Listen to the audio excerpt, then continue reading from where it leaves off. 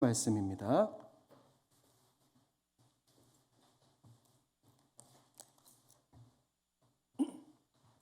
구약성경 창세기 3장 21절 말씀, 구약성경 5페이지에 기록이 되어 있습니다. 우리 3장 21절 말씀 우리 한 목소리로 함께 읽도록 하겠습니다. 여호와 하나님이 아담과 그의 아내를 위하여 가죽옷을 지어 입히시니라. 아멘. 우리 여러분들이 한 번 더 읽어보실까요? 여러분들이 시작.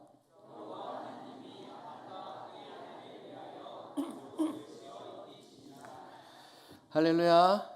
오늘 우리 금요기대에 오신 여러분들 환영하고 축복합니다. 오늘 말씀을 통해 우리가 귀한 진리들을 깨닫고 우리에게 주어진 하나님께서 말씀하시는 그 말씀을 붙들고 우리의 시간 힘차게 기도하며 나아가기를 주님의 이름으로 축복합니다. 아멘. 앞뒤 좌우 인사하겠습니다. 말씀 붙들고 기도합시다. 아멘. 우리가 성경을 볼 때 반드시 알아야 될 여러 가지 주제들이 있습니다. 예를 들면 하나님 나라 혹은 또 구속사, 그 중에 가장 중요한 것이 바로 하나님의 언약입니다. 언약에 대해서는 제가 일전에 한번 말씀을 드렸습니다. 성경을 관통하는 세 가지 언약이 있다라고 말씀드렸죠. 구속 언약, 행위 언약, 은혜 언약입니다. 이 구속 언약이라는 것은 창세전에 이 삼위일체 하나님께서 협의하신 택하신 백성들을 구원하시고자 하는 이 언약입니다. 그리고 두 번째 무슨 언약이라고요? 행위 언약이죠. 행위 언약은 우리가 알고 있는 것처럼 에덴 동산에서 아담과 하와가 하나님의 말씀에 불순종한 사건입니다. 그래서 선악과를 따먹은 사건입니다. 첫사람 아담과 하와는 하나님께서 말씀하신 이 약속, 선악을 알게 하는 나무의 열매를 먹어서는 안 되었습니다. 그런데 이 행위 언약은 그들의 불순종으로 인해 완전히 깨졌습니다. 하나님은 그들에게 분명하게 말씀하셨죠. 너희가 이것을 먹는 날에는 어떻게 하리라? 죽으리라. 그런데 보십시오. 아담과 하와가 선악을 알게 하는 나무의 열매를 먹자마자 그들은 죽었습니까? 죽지 않았습니까? 죽었어요? 죽지 않았어요? 여기서 답이 갈리네요. 그렇죠? 죽었습니까? 죽지 않았습니까? 하나님이 죽으리라고 말씀하셨잖아요. 죽었어요? 안 죽었어요? 그들은 죽었습니다. 신학적으로 하나님께서는 그들의 육체적 죽음은 유보하셨지만 그들의 영적으로 완전히 죽어버렸습니다. 이해되시죠, 여러분? 하나님께서 분명히 죽으리라라고 말씀하셨는데 그들의 육체적 죽음은 조금씩 뒤로 밀어두시고 그들은 영적으로 완전히 하나님 앞에서 죽어버린 인간들이 되었습니다. 그리고 인애로우시고 자비로우신 하나님께서 영원히 죽을 수밖에 없는 죄인들, 그들을 그냥 버려두지 않으시고 그들에게 한 가지 희망, 한 가지 은혜를 베푸셨습니다. 그것이 바로 창세기 3장 15절 말씀이죠. 우리 함께 읽도록 하겠습니다. 시작. 내가 너로 수가 되게 하리니 여자의 후손은 내 머리를 상하게 할 것이요 너는 그의 발꿈치를 상하게 할 것이니라 하시고, 이 3장 15절은 성경에 처음으로 등장하는 구원자에 대한 말씀입니다. 여자의 후손으로 오시는 이가 사탄의 머리를 어떻게 할 것이다? 상하게 할 것이다. 생각해보면 예를 들어서 우리가 손이 하나 없다거나 손이 둘 다 없거나 혹은 다리가 없으면 우리가 살 수 있습니까? 없습니까? 살 수 있어요. 하지만 우리의 머리가 없으면 살 수 있어요? 없어요? 없습니다. 머리가 상하면 반드시 죽습니다. 하나님께서 이 3장 15절에서 말씀하신 것이 완벽한 승리, 더 이상 사탄은 회복이 불가능하다라는 것을 우리에게 분명하게 하나님은 말씀해 주고 계십니다. 여인의 후손이 우리에게 그 승리를 가져다 주는 거죠. 그리고 뒤에 이어서 나오는 말씀이죠. 너는 그의 발꿈치를 어떻게 한다? 상하게 할 것이다. 이것은 여인의 후손이 잠깐이지만 고난을 당할 것을 의미를 합니다. 최종적으로는 이길 거예요. 승리할 거예요. 그런데 그 승리에 앞서서 무언가 조금 당하고 무언가 조금 고통이 있다는 것입니다. 그래서 창세기 3장 15절 말씀에 너무나 은혜롭고 하나님의 사랑과 자비가 듬뿍 담긴 놀라운 복음입니다. 그래서 신학자들은 이 3장 15절을 이렇게 이야기합니다. 따라해 볼까요? 원시복음. 이 3장 15절을 원시복음 혹은 원복음이다라고 이야기를 합니다. 말씀의 불순종함으로 인해 죄가 들어오고 죄로 인해 죽음이 찾아왔을 때 삼위일체 하나님의 자비로우심으로 말미암아 우리 죄인들을 구원해 주시기로 작정하신 말씀이죠. 본문이에요. 그리고 이 창세기 3장 15절 말씀을 넘어 보다 더 가시적으로 우리가 알 수 있는 내용에 대해서 구원자에 대해서 설명하는 본문이 우리가 함께 읽은 창세기 3장 21절 말씀입니다. 우리 3장 21절 다시 한 번 더 읽도록 하겠습니다. 시작. 위하여 가죽옷을 지어 입히시니라. 너무나 중요해요. 한 번 더 읽습니다. 시작. 여호와 하나님이 아담과 그의 아내를 위하여 가죽옷을 지어 입히시니라. 이 본문을 우리가 좀 더 잘 이해하고 우리의 마음판에 깊이 새기기 위해서 우리가 먼저 아담과 하와가 선악과를 먹고 난 이후에 그들이 어떻게 행동하고 어떻게 반응했는지를 우리가 함께 살펴봐야 합니다. 그래야 이 말씀이 왜 이렇게 중요한 것인지 우리가 알 수 있게 됩니다. 과거로 올라가 보겠습니다. 아담과 하와의 불순종으로 인한 결과가 바로 창세기 3장 7절 말씀입니다. 7절 말씀 함께 읽습니다. 시작. 이에 그들의 눈이 밝아져 자기들이 벗은 줄을 알고 무화과 나무 잎을 엮어 치마로 삼았더라. 그들은 먹자마자 곧 그들의 무엇이 밝아졌습니까? 눈이 밝아졌습니다. 그래서 눈이 밝아져서 자신들이 벗은 줄을 알고 너무나도 수치스럽고 부끄러워서 무화과 잎을 막 땄어요. 그리고 자신들의 이 민감한 부분을 몸으로 가렸습니다. 이것은 선악을 알게 하는 나무의 열매를 먹기 전에는 그들이 무엇을 몰랐다는 거예요? 수치를 몰랐다는 것입니다. 수치를 몰랐다는 것은 그전에는 그들이 완전히 무슨 상태로 있었다? 나체 상태로 있었어요. 벌거벗고 있었지만 그들은 부끄러움과 수치가 전혀 없는 그런 상태였다라는 것을 알 수가 있습니다. 그런데 선악을 알게 하는 나무의 열매를 먹자마자 그들의 눈이 밝아졌고 죄가 들어오고 그들의 수치와 두려움을 알게 되었습니다. 그리고 그 이후에 하나님께서 동산에 그들을 찾아오실 때 그들은 이렇게 반응했죠. 창세기 3장 8절입니다. 함께 읽습니다. 그들이 그날 바람이 불 때 동산에 거니시는 여호와 하나님의 소리를 듣고 아담과 그의 동산나무에 숨은지라. 그들은 동산을 거느리시는 하나님의 소리를 들었을 때 무엇을 피했습니까? 하나님의 낯을 피했습니다. 그들은 아담과 하와는 스스로 범죄한 사실을 알고 있었기 때문에 하나님을 피했습니다. 여기서도 알 수 있죠. 거룩하신 하나님 앞에서 무엇은 존재할 수 없다는 거죠? 죄는.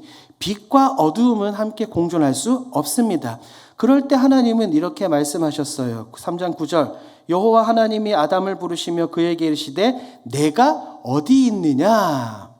원래 죄가 들어오기 전에 하나님은 에덴 동산에서 아담과 하와 함께 교제하셨습니다. 거느리시며 대화를 하시고 인격적인 교제를 나누셨죠. 그런데 이들이 선악을 알게 하는 나무의 열매를 먹고 나서 그들이 가리고 숨었습니다. 그럴 때 하나님은 아담아 내가 어디 있느냐라고 질문을 던지셨어요. 약속을 어긴 하나님과의 언약을 파괴한 아담이지만 하나님은 화를 내시지 않고 굉장히 다정하게 아담아 내가 어디 있느냐라고 부르시는 모습을 볼 수 있습니다. 제가 만약에 하나님이라면 그러면 안 되겠지만 한번 생각해 볼게요. 제가 만약에 하나님이라 혹은 여러분들이 하나님이라면 여러분의 자녀에게 하지 말라고 했는데 했어요. 그럼 화가 날까요? 안 날까요? 나죠. 만약에 제가 하나님이라면 이랬을 겁니다. 야 내가 약속했잖아. 너 먹으면 죽는다고 했는데 먹었어? 너 죽어야 되겠네. 죽어. 여기서 끝나버리면 어떻게 돼요? 성경은 더 이상 필요가 없는 거, 더 이상 인류의 역사가 하나님의 구원 역사가 이루어지지 않는다는 겁니다. 그런데 보십시오. 우리 한글 개역 개정 성경에는 한 단어가 생략이 되어 있습니다. 영어 성경과 히브리 원문만 봐도 이 구절 앞에 한 단어가 생략이 되어 있는데 그것이 바로 but이라는 단어예요. but, 그러나 여호와 하나님이 아담을 부르시며 그에게 이르시되 내가 어디에 있느냐? 그들이 범죄했지만 하나님은 그들에게 먼저 찾아와 주시고 그들을 먼저 불러주셨습니다. 죄를 지었지만 그럼에도 불구하고 하나님을 떠난 인간을 애타게 찾으시는 하나님 아버지의 애타는 마음, 긍휼한 마음을 우리는 성경에서 찾아볼 수 있죠. 예수님은 탕자의 비유를 말씀해 주셨습니다. 거기서 아버지의 모습이 어떻습니까? 멀리 떠났던 아들, 완전히 폭삭망해서 돌아오는 아들이 멀리서 그 발견했을 때 아버지의 반응이 어땠습니까? 아버지의 반응이 거리가 먼데도 불구하고 막 달려가서 아들을 껴안고 입 맞추고 아들을 데리고 와서 살찐 송아지를 잡아서 무엇을 벌이죠? 잔치를 벌입니다. 그런 아버지의 모습이 우리는 아버지의 모습을 이 성경을 보면서 우리는 떠올라야 합니다. 그리고 우리가 지금 새벽마다 요한 1서 말씀으로 계속해서 말씀을 나누고 있는데 사랑의 사도 요한이 계속해서 우리에게 강조하는 것이 무엇입니까? 우리가 먼저 하나님을 사랑한 것이 아니라 누가 먼저 우리를 사랑했다? 하나님. 하나님이 우리를 먼저 사랑했다라는 거예요. 신약 성경에 나오는 말씀이지만 이미 창세기에서는 우리를 먼저 사랑하시고 우리에게 먼저 찾아오시고 우리를 불러주시는 그 하나님의 모습이 창세기에 동일하게 등장합니다. 그렇다면 죄를 지은 우리 인간의 모습은 어떨까요? 창세기 3장 10절입니다. 시작. 이르되 내가 동산에서 하나님의 소리를 듣고 두려워하여 숨었나이다. 아담은 하나님의 소리를 듣고 어떻게 했습니까? 두려워해서 숨었어요. 여기서 그냥 두렵다라는 이 단어는 원 의미를 살펴보면 이것은 죽음의 공포인 거예요. 하나님이 찾아와서 나를 죽일까봐 내가 하나님과의 약속을 어겼기 때문에 하나님께서 나를 죽일까봐 너무나 두렵고 무서워서 어떻게 했다고요? 보이지 않게 숨었습니다. 아담의 모습을 한번 생각해 보십시오. 아담은 첫사람이죠. 하나님께서 말씀으로 세상을 창조하셨지만 아담은 그렇게 창조하지 않으셨습니다. 어떻게 창조하셨어요? 무엇으로? 흙으로. 하나님의 그 비유가 무엇이냐면 인간을 굉장히 사랑하시고 인간을 귀히 여기셨기 때문에 마치 도공이 도자기를 빗듯이 조물조물하듯이 굉장히 섬세하고 정확하고 아름답게 첫사람 아담을 만들어 주셨습니다. 그리고 첫사람 아담은 하나님으로부터 청지기 사명을 부여받아서 에덴 동산을 다스리며 모든 것을 관리할 권한을 가지고 있었어요. 그런데 지금 범죄하고 난 이후에 아담의 모습을 보십시오.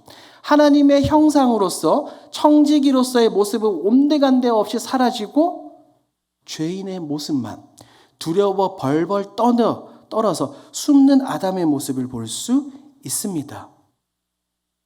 그래서 아까 우리가 살펴본 것처럼 그냥 두려움에 빠져버린 것이 아니라 그들의 행동이 7절에 나와 있죠. 7절 한 번 더 함께 읽도록 하겠습니다. 시작. 이에 그들의 눈이 밝아져 자기들이 벗은 줄을 알고 무화과 나무 잎을 엮어 치마로 삼았더라.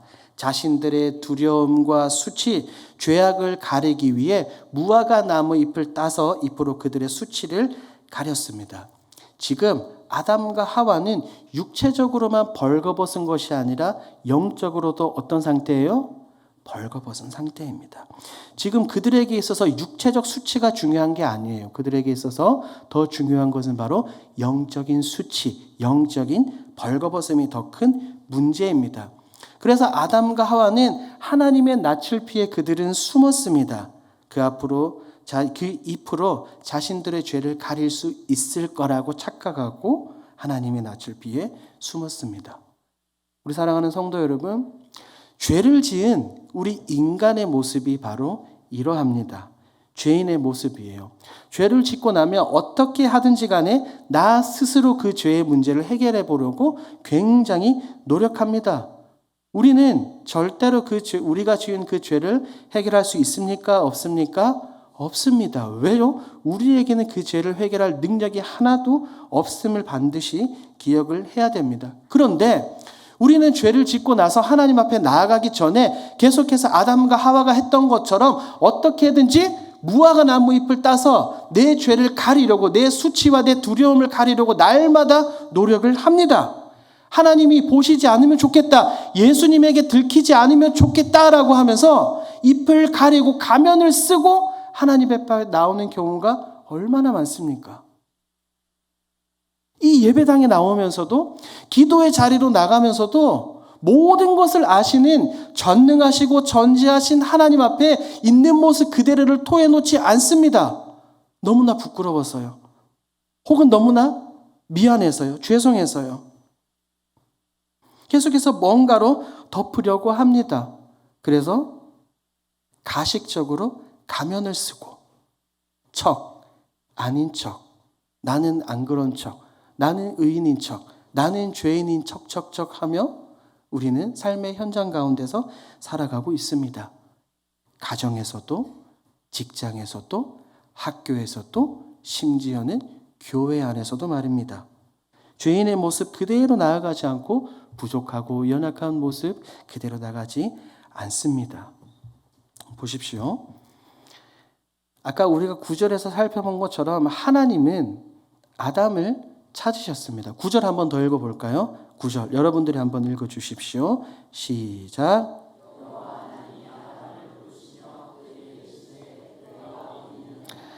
하나님이 아담을 부르시며 그에게 이르시되 내가 어디 있느냐. 하나님은 정말로 아담이 어디에 계신지 몰라서 아담을 부르셨을까요?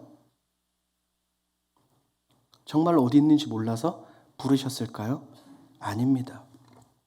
하나님은 이미 아담이 어디에 있는지 알고 계셨고 하나님은 아담이 이미 범죄했다는 사실을 알고 계셨습니다. 그렇다면 하나님은 왜 아담을 부르셨을까요?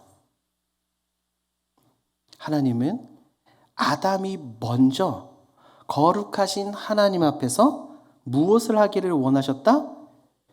고백하고 회개하기를 원하셨습니다. 하나님이 먼저 말씀하시기 이전에 아담이 스스로 하나님께 나와 하나님 죄송합니다. 제가 하나님과의 약속을 어겼습니다. 제가 언약을 파기했습니다. 라고 고백하기를 원하셨어요. 그런데 그들은 그렇게 하지 않고 오히려 핑계를 대죠. 변명을 하죠. 오히려 감추고 숨겼습니다.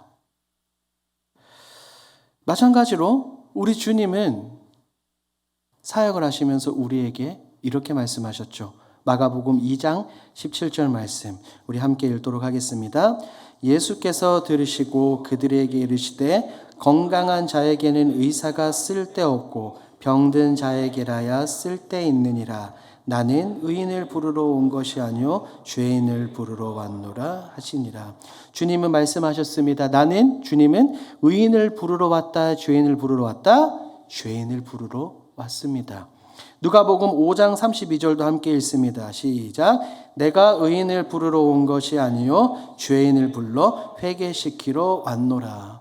우리 주님은 의인이 아니라 깨끗한 척하는 사람이 아니라 거룩한 척하는 사람이 아니라 죄인을 부르러 오셨습니다. 너무나도 수치스럽고 너무나도 더럽고 너무나도 타락에 빠진 우리 인간들을, 저의 모습들을, 여러분들의 모습들을 보시고 우리를 회복시키시고 우리를 치유하기 위해서 우리가 가진 죄의 문제를 없애시기 위해서 주님은 오셨습니다.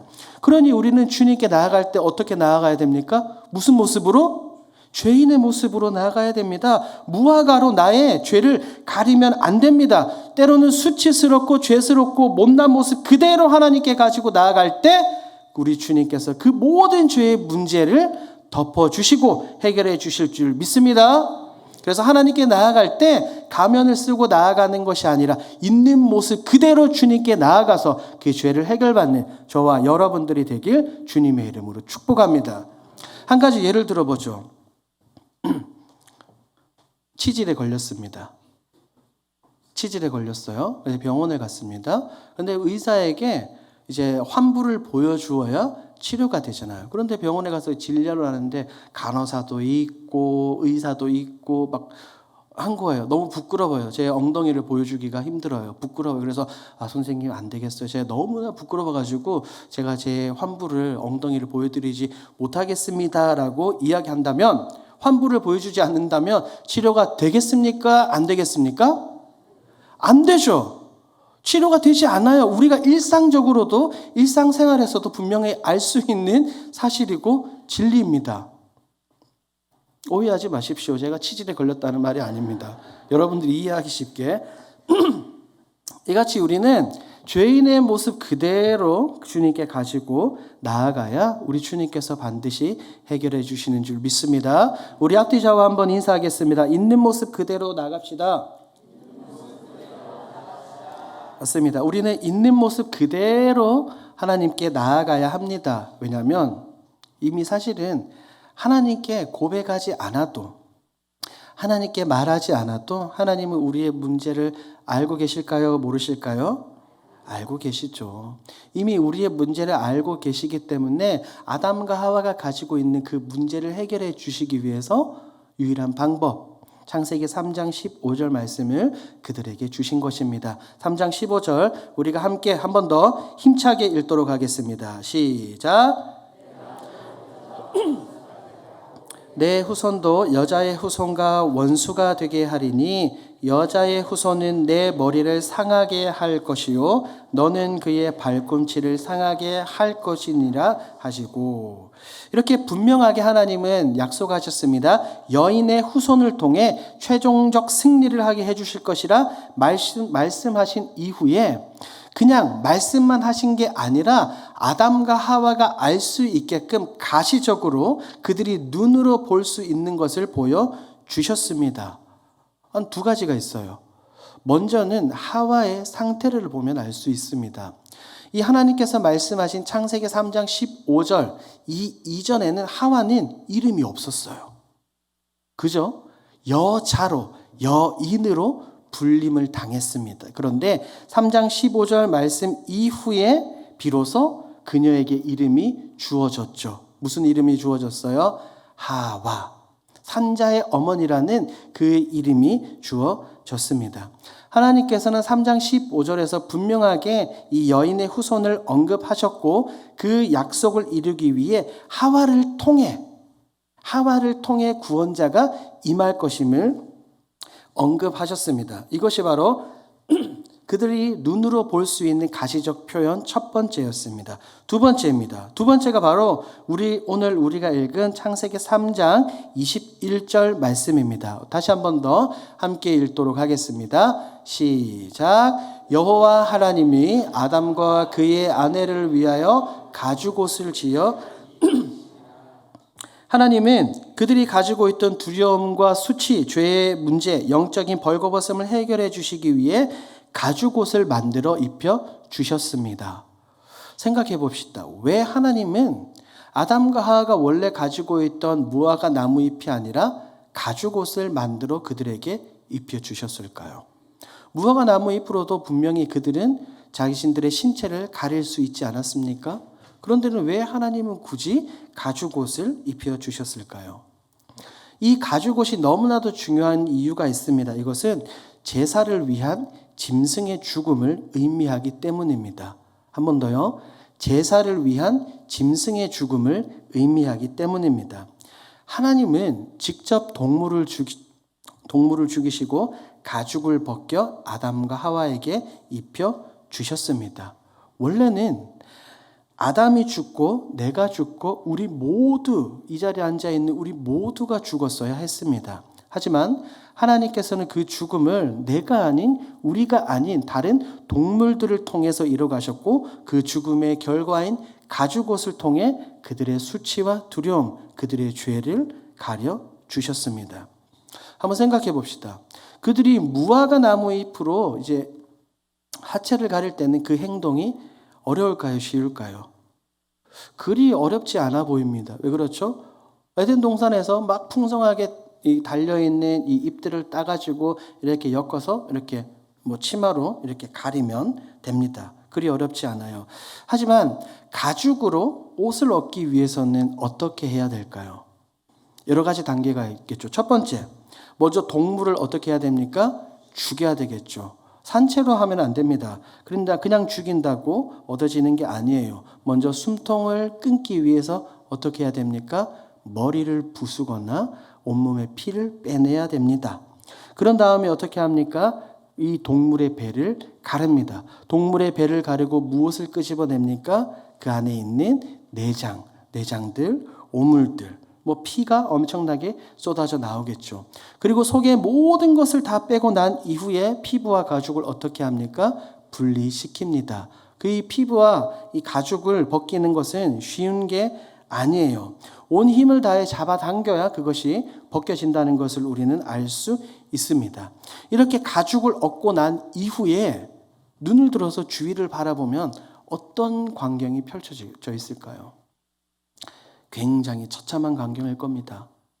피와 토사물과 각종 오물, 내장들, 피비린내가 진동하는 겁니다. 가죽옷은 그렇게 주어지는 거예요. 무화과 나무 잎은 그냥 따서 엮기만 하면 되지만 그들에게 입혀주신 가죽옷은 그렇게 나오는 것이 아니었습니다.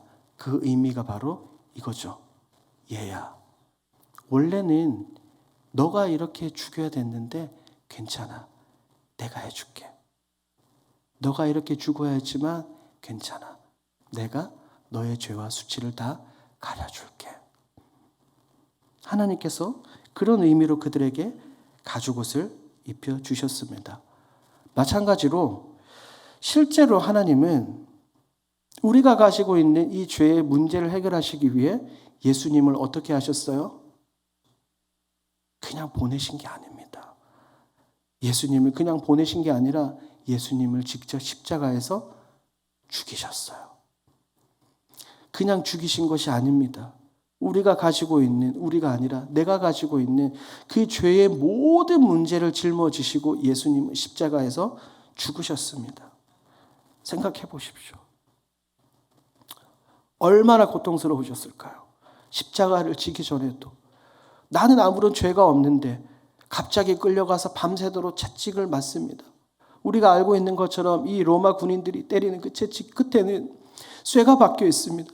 그래서 그게 피부에 박혀서 로마 군인들이 채찍을 잡아당기면 그냥 그것만 떨어지는 것이 아니라 피부와 살갗 그것이 떨어지는 거예요.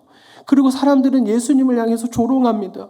얼굴에 침을 뱉습니다. 얼굴에 뺨을 때립니다. 주먹으로 얼굴을 칩니다. 그러면서 그들은 예수님을 저주합니다.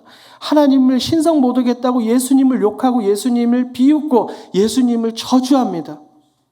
그리고선 예수님은 그 무거운 십자가를 지고 골고다 언덕을 올라가셨습니다.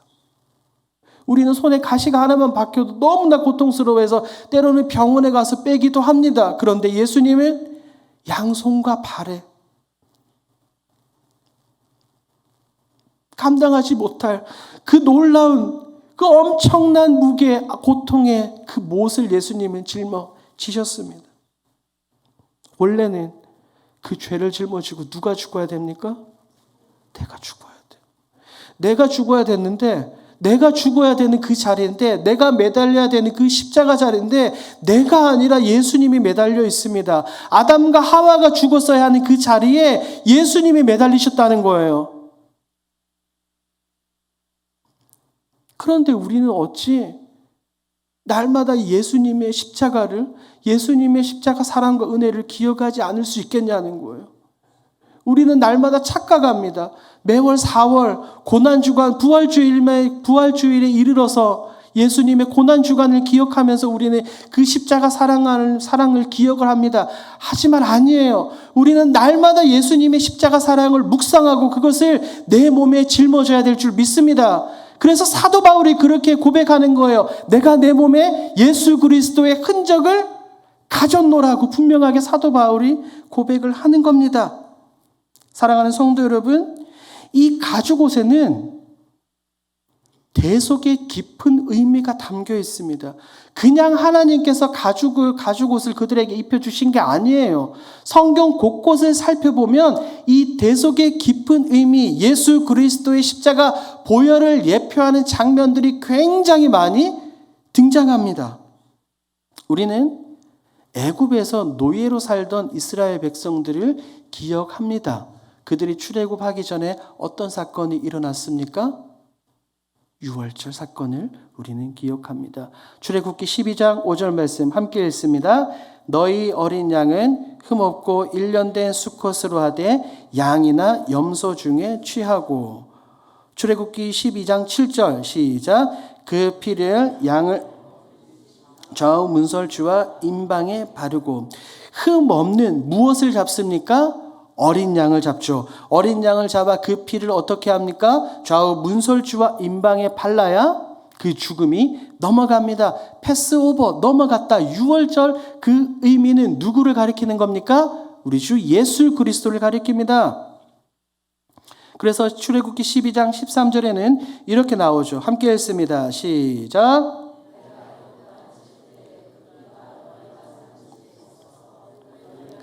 표적이 될지라 내가 피를 볼 때에 너희를 넘어가리니 재앙이 너희에게 내려 멸하지 아니하리라. 좌우 문설주와 임방에 바른 그 어린 양의 피를 통해 죽음이 넘어갑니다. 마찬가지로 예수 그리스도께서 십자가에 흘리신 그 보혈의 피로 말미암아 우리가 죽음을 면하게 되었습니다. 예수님도 직접 예수님 스스로 사역을 하시면서 우리에게 이렇게 말씀하셨죠. 마가복음 10장 45절입니다. 시작. 인자가 온 것은 섬김을 받으려 함이 아니라 도리어 섬기려 하고 자기 목숨을 많은 사람의 대속물로 주려 함이니라. 예수님은 알고 계셨어요. 당신의 목숨을 많은 사람의 대속물로 내어 놓아야 될 것을 예수님은 이미 알고 있었습니다. 굳이 십자가였을까요? 굳이 십자가에서 죽으셔야 했을까요? 히브리서 기자는 이렇게 말합니다. 히브리서 9장 22절입니다. 시작. 피 흘림이 없은즉 시작. 율법을 따라 거의 모든 물건이 피로써 정결하게 되나니 피 흘림이 없은즉 사함이 없느니라. 예수 그리스도께서 흘리신 그 보혈의 피로 말미암아 우리의 모든 문제와 우리가 가지고 모든 죄가 해결된 줄 믿습니다.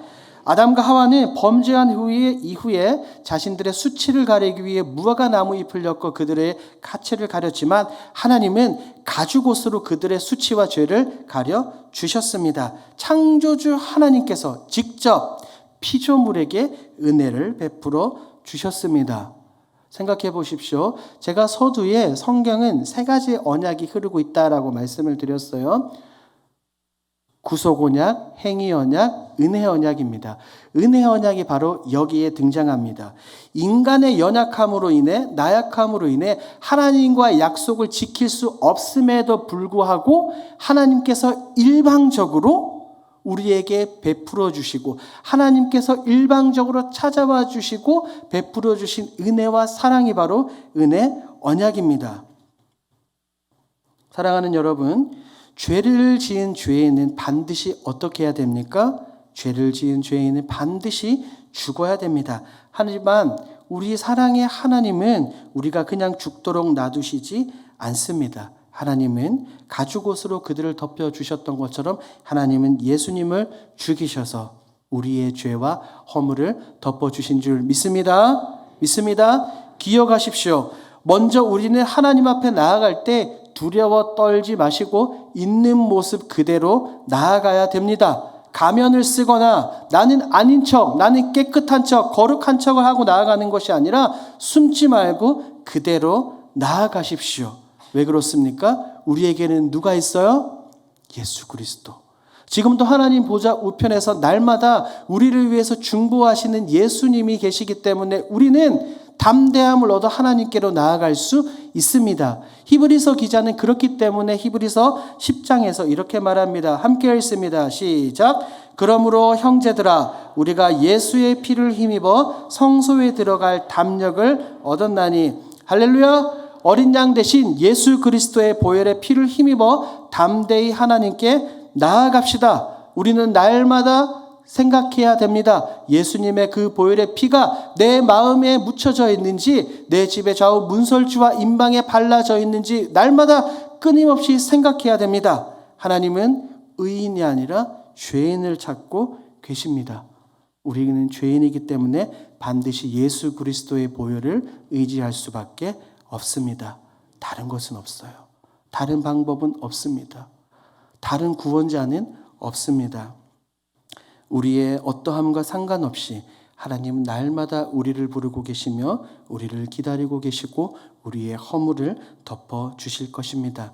그렇기 때문에 우리는 하나님의 은혜에 감사하며 살아가는 것입니다. 지금까지 인도해 주시고 많은 것들을 허락해 주신 하나님의 은혜를 기억하며 감사하며 고백하며 살아갑니다. 사랑하는 성도 여러분, 진짜 은혜는 무엇일까요? 진짜 은혜는 하나님이 나의 삶을, 내 앞길을 그냥 평탄하게 잘 이끌어 주시는 게 아니에요. 진짜 은혜는 내 자녀들이, 내 자식들이 취업 잘 되게 하는 게 아니에요. 진짜 은혜는 내 손주들이 좋은 대학 가고 내 손주들이 공부 잘하는 게 아닙니다. 진짜 은혜는 내가 해결할 수 없는 죄를 해결해 주신 그 놀라운 예수님의 사랑을 기억하는 것입니다. 그 예수님의 사랑을 기억하지 않고는, 경험하지 않고는 내가 하나님으로부터 은혜를 받았다라고 우리는 감히 말할 수 없는 것입니다. 그렇기 때문에 우리가 은혜라고 부르는 것입니다. 사랑하는 성도 여러분, 이것을 기억하십시오. 이것을 기억하시고 오늘도, 그리고 내일도, 앞으로 영원토록 우리의 모든 죄와 허물을 가려주실 예수 그리스도의 보혈의 피를 의지하고 담대히 하나님께 나아가시는 저와 여러분들이 되길 주님의 이름으로 축복합니다. 아멘. 우리 앞뒤 좌우 인사하고 찬양하겠습니다. 있는 모습 그대로 나아갑시다. 아멘. 시간 우리 함께 찬양하고 말씀을 붙들고 기도하도록 하겠습니다.